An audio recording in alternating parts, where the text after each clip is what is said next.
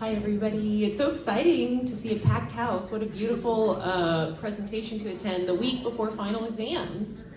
My name's Louise, as you know, and I'm the SEL director, and I've had the honor of working with Sam throughout the course of his senior year on his senior project, Managing Stress and Anxiety Amongst Young People and Griffin Students.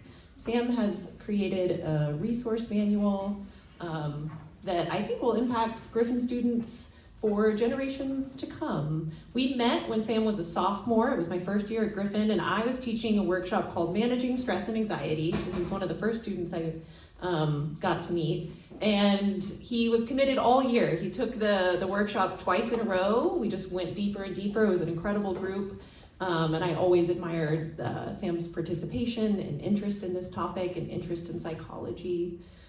He's done an incredible job of interviewing young people, interviewing mental health professionals. We would separately watch some Brene Brown videos and different documentaries and come back and talk about them together. So I'm just really excited for him to share his findings with you. I say all the time that I think connection is one of the best ways to manage stress and anxiety, and so much of what he's put together in this manual speaks to that. So without further ado, I give you Sam Kamens.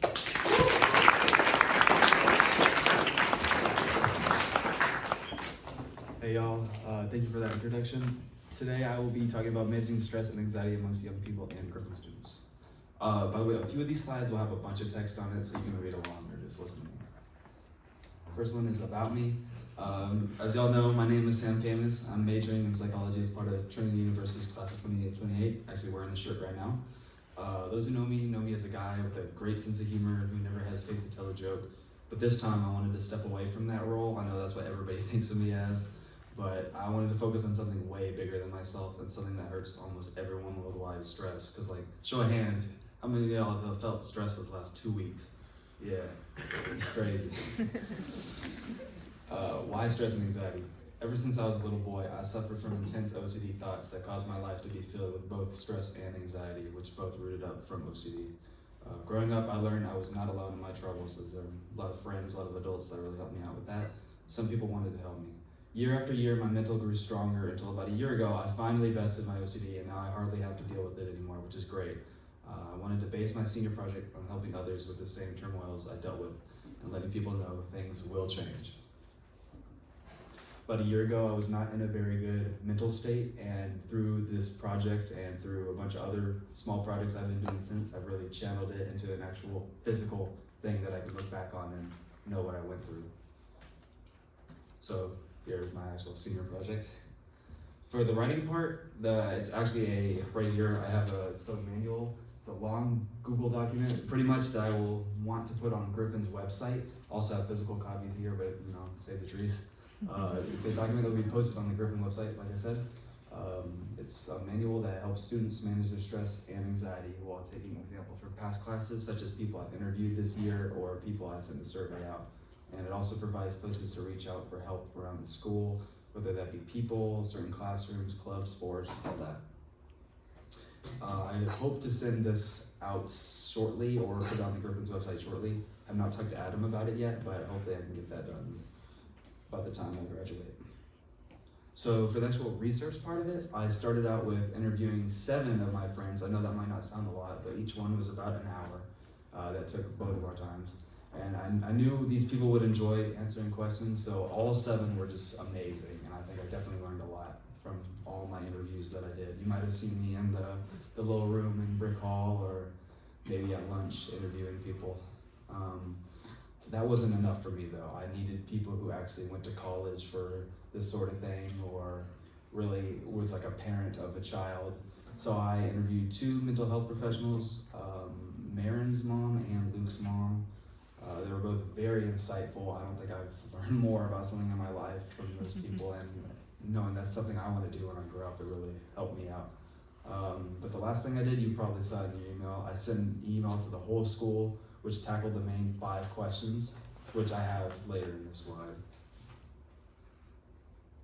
So also what I want to say is my personal observations also were key to my project. It was important that I needed not just to learn from other people, but also to learn for myself as well. So if you heard me asking you some weird questions this year, that's probably why. Here's the actual content. So like I said, 5 main questions. These are my bread and butter.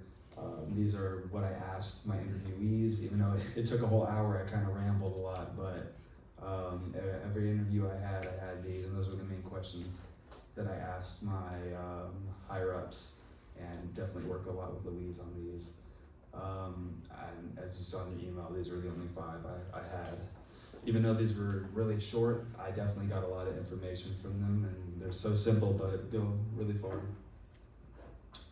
So the first one I want to get the crowd involved, is what makes a bad day better. Can somebody raise their hand? Answer. You there, right there? I like listening to music. No, I love music. What's he saying, Miller? Hanging out with my friends. Yeah. Maybe a different one. That's not. Taking a shower. Yeah, taking a shower. I love taking showers. All right, next one. What ruins a good day? This is kind of the opposite of the other one. Good AM. Canceled plans. Yeah, that's why I put that on there. Another one. Back there. When your brain decides to hate you one day. Oh my gosh, yes, that happens to me every day. Who would you go to if you're feeling down? Yeah, love Friends. You in there? My cat. Cats? I don't have a cat, but I have 2 dogs, and my mom knows they talk a lot. What brings you the most stress? And don't say Griffin School, because I can't have that on there. Pressure. Pressure from what? Family or Yeah. Okay. Things I really enjoy, because I get stressed out and not being able to do it. Oh yeah, that definitely used to be me with basketball, but things change. What qualities do you look for in a friend?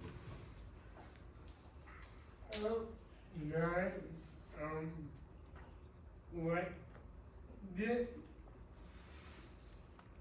nice and not really like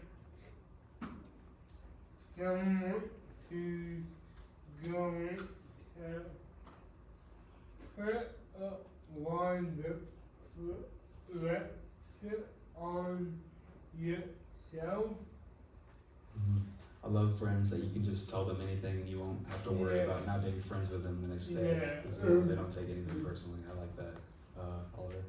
chill and nonchalant. Yeah, I like chill and nonchalant people because they don't really come up to you and annoy you all Yeah. the time, which is good. Yeah. All right. So the main thing I did my project on was certain patterns. I really looked around the school through this whole year, and I talked to a bunch of different people and tried to find out different patterns that helped me. So the first one I found was behavior patterns. Whether people told me certain answers or I grouped certain answers together, I could tell what behaviors came from stress and anxiety. Second one was mental health patterns, things that actually happen with people like me, with people that struggle with mental health a lot, and how that determines with stress and anxiety. Talked to Louise a lot about that. And also outliers, people that or groups of people or groups of how people think that I really didn't know before this project that I thought really helped me out a lot. There was definitely a lot of those, either people I interviewed or people from the survey, and even when I talked to the professionals, they just talked about stuff that I'd never even heard of before, which I thought was awesome. Finding connections at Griffin. This is the main part of the manual. So it says where to go, whether that be certain classrooms at certain times, study hall. Second one is who to talk to. Griffin has some amazing people to talk to. I've loved my time here because everybody I talked to is just so nice. I don't think I could have asked for a better community. Clubs and sports. Clubs are a great way to meet new people. Even if you really don't have that many common interests with other people, people definitely make you feel at home here. And I joined some clubs, I joined Lettuce Club, which is where everybody gets a head of lettuce, and whoever eats it the fastest has to buy the next round of lettuce for the next club, which I thought was crazy, but it was definitely interesting. And sports as well. Sports have definitely got my best friends involved. I met so many new people from sports, whether that be, for me, it was basketball and soon soccer, which was last year and this year. Also rejecting harmful social norms. I know a lot of people receive, like when somebody said pressure, a lot of pressure from people around you and from teachers, and even not teachers, really teachers at Griffin, because I really enjoyed my time here, and because the teachers don't really give you much pressure, and you can always ask for extensions. But whether that be, you know, your friends or just people, your family, everybody in your life sometimes pressures you with social norms, whether that be just like drugs or bad studying habits, bad sleeping habits, all of that. This manual definitely says a lot about how to deal with that. Why is any of this important? I don't need this. You know, freshman year me probably would have said this after this presentation. But remember, just because you have connections at Griffin and don't struggle with stress or anxiety doesn't mean that your peers feel the same. I bet a lot of people sitting next to you probably deal with that. This manual is more than just something for everybody here, but also for the generations to come, and change how the way people at Griffin view mental health, which is really the main point of the manual and what I really wanted to do with this project. I want to thank our wonderful teacher sponsor, Louise, who worked countless hours helping me finish this manual and collect research. I truly have never met a person with a mindset quite like hers. If you ever have any concerns about mental health, please don't hesitate to contact her. She is wonderful. And I want to say thank y'all. Second, I wanted to thank all the Griffin students I interviewed, responded to my survey, or was patient and nice with me while I was conducting all this research.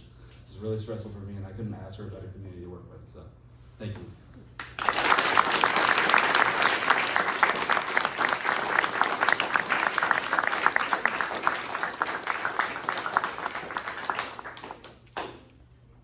Questions?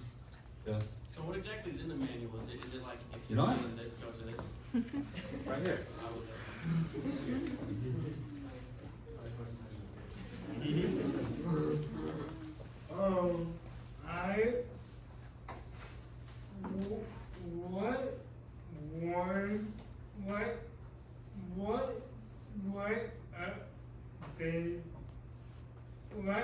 What was the almond peel and how did you overcome it? Great question. A challenge for me was sometimes I'm not really in the mood to talk about mental health because it's a very heavy topic. Yeah.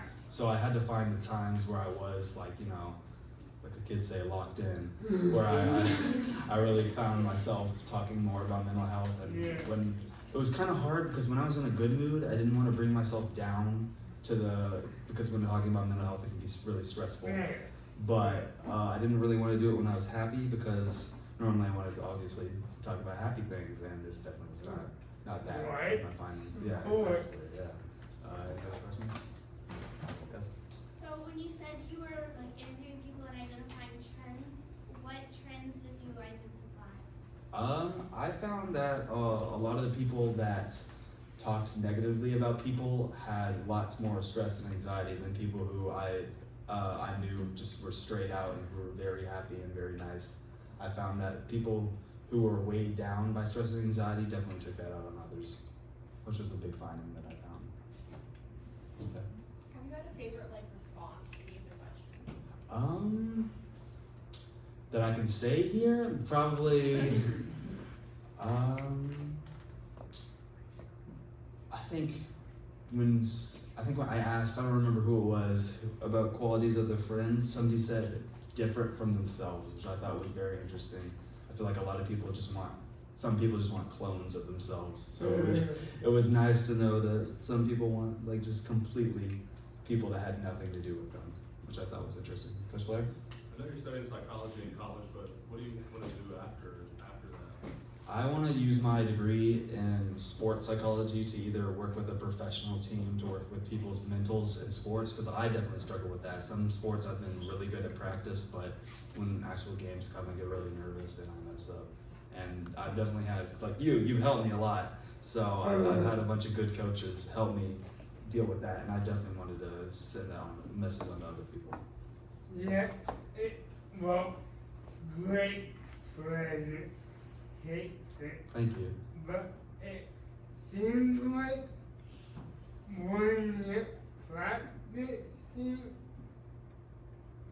But what basketball and soccer when you practice your this is easy and fun, but when you're out on the field against a different team, you're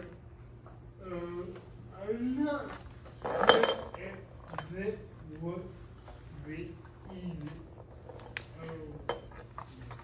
Definitely. I feel like once you're actually in the game, you see people you've never seen before. Yeah. Like, you're used to practicing against your teammates, and that definitely is a burden because, like you said, you don't know how these people are going to play.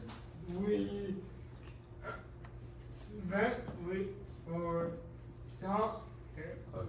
we didn't have a preseason. Yeah, a lot of schools have preseason. They also scrimmage with other schools. I already know a lot of the people that are playing, but I definitely want to help people experience new people, new play styles, all of that Yeah. when I grow up. We have one more question. Right there. Where can you find them?